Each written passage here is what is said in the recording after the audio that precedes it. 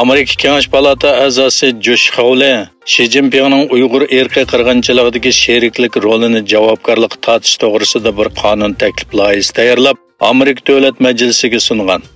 Xabar qilinishicha, Kengash Palata a'zosi Josh Hawley qonun taklif loyihasida Xi Jinpingning va uning yuqori darajalik amaldorlarining Uyg'urlarga qaratilgan irqiy qirg'inchilikga shaxsan sherik bo'lganligini muayyanlashtirish talab qilingan ekan.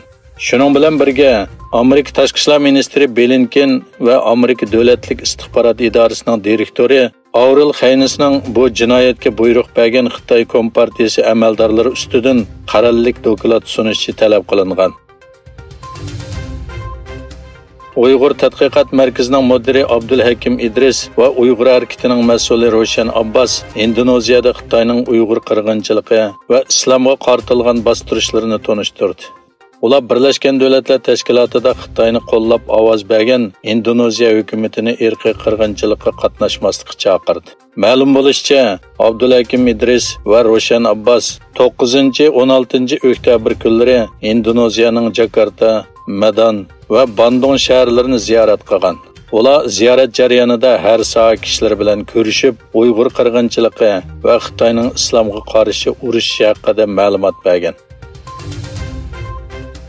Yevropa İttifaqı Komitetining raisi von der Leyen o'zlarining Rossiya masalasidan tajriba savoq olganligini bayon qilib, o'zlarining Xitoy bilan bo'lgan munosabatidagi xom ashyo va texnik qatorliq masalalarda iqtisodiy tayinishdan qutulishni xohlaydiganligini aytdi.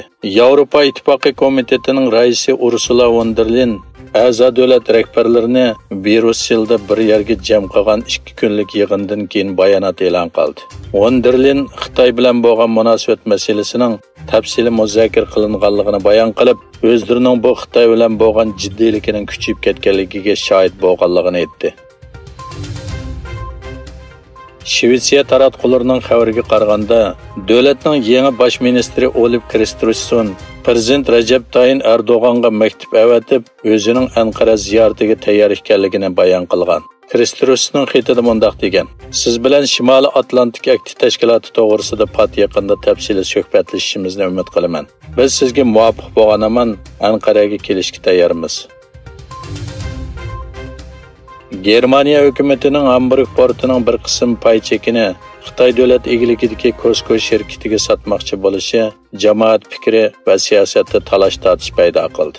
2021-yili Hamburg portida tijorat qilayotgan bir Asiya port shirkati bilan Xitoyning Costco shirkati o'rtasida imzolangan kelishim doirasida Xitoy shirkatining Hamburg portining 35% payini sotib olganligi mo'ljallangan. Yana bir tarafdan bosh ministr Olaf Scholzning noyabrning 5-ida Xitoyni ziyorat qilishini planlaganligi o'tirg'i qo'yildi. Pakistan Saylam Komiteti sobiq bosh ministri Imron Xonning bosh ministerlik mezgilida topshirib olgan sovg'atlarning tafsilotini oshkorlamaganligini bahona qilib, siyosatdan cheklagan.